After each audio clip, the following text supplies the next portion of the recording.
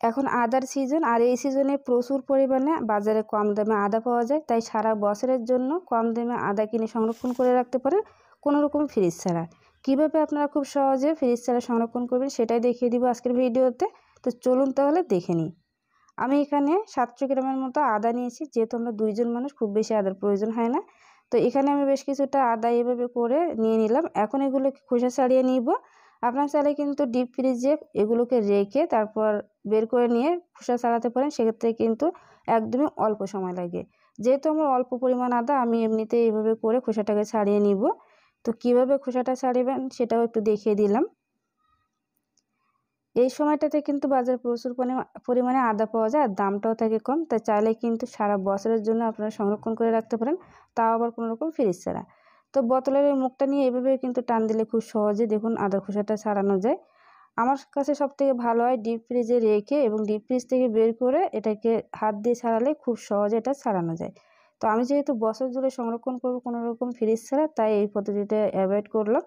এখন এগুলোকে খুব ভালোভাবে খোসা ছাড়িয়ে তারপর আপনাদের মাঝে ফিরে আসবো।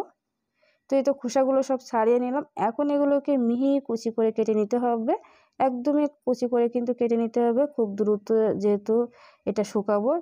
তাই দ্রুত শুকানোর জন্য অবশ্যই যতটুকু সম্ভব এটাকে পাতলা করে মিহি করে কুচি করে নিতে হবে।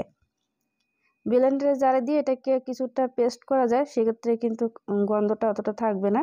তাই চেষ্টা করবেন এভাবে একটু কষ্ট হলেও এগুলোকে মিহি কুচি করে নেওয়ার। তো আমি এভাবে করে সবগুলো আদা কুচি করে নিব। আমার কাছে সবথেকে ভালো হয় বটি দিয়ে এটাকে কুচি করতে। তো আমি অফ ক্যামেরায় বটি দিয়ে কিন্তু এগুলোকে খুব ভালোভাবে কুচি করে নিয়েছি, বা মিহি এরকম ছোট ছোট টুকরো করে নিয়েছি। তো এই তো সবগুলো আদা কুচি করে নিয়ে ফিরে আসলাম। আমি মাত্র একদিনে এটাকে শুকিয়ে নিয়েছি, যেহেতু খুব ছোট মিহি কুচি করে নিয়েছি, এই জন্য কিন্তু সময় লাগেনি। আপনারা যদি মোটা করে কাটেন সেক্ষেত্রে কিন্তু 1 থেকে 2-3 দিন সময় লাগতেও পারে। এখন আমি একটা ছড়ানো পাত্র নিয়ে নিলাম, তার ভিতরে এই আদাগুলো রেখে দিব। চেষ্টা করবেন কোনো রকম স্টিলের পাত্রে না রেখে এরকম ধরনের পাত্রে, কারণ স্টিলের পাত্রে রেখে দিলে কিন্তু এটা কালো হওয়ার সম্ভাবনা থাকে। তাই এরকম ছড়ানো পাত্রে বা এরকম মেলামাইনের পাত্রে নিলেই কিন্তু সবথেকে ভালো হয়। এখন এটাকে সারাদিনের জন্য আমি রোদে শুকাতে দেব।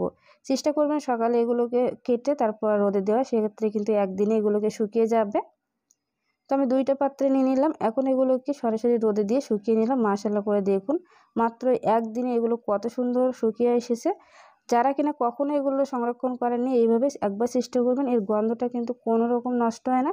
আদার যে ফ্লেভার, ঠিক সেই আদার ফ্লেভারটাই থাকে। এখন একটা ব্লেন্ডার জারে দিয়ে এটাকে পাউডার করে নেব। বাজারে যে পাউডারগুলো পাওয়া যায় সেটা কিন্তু একদমই মিহি থাকে, তাই অবশ্যই চেষ্টা করবেন একটু চালনি দিয়ে চেলে নেওয়ার। এই মুহূর্তে আমার কাছে চালনিটা ভিজা ছিল, এই জন্য আমি চেলে নিই না। আপনারা কিন্তু অবশ্যই চেলে নেবেন। তো আজকের ভিডিও ভালো লাগলে অবশ্যই কিন্তু কমেন্ট সেকশনে কমেন্ট করে জানাবেন। আসসালামু আলাইকুম।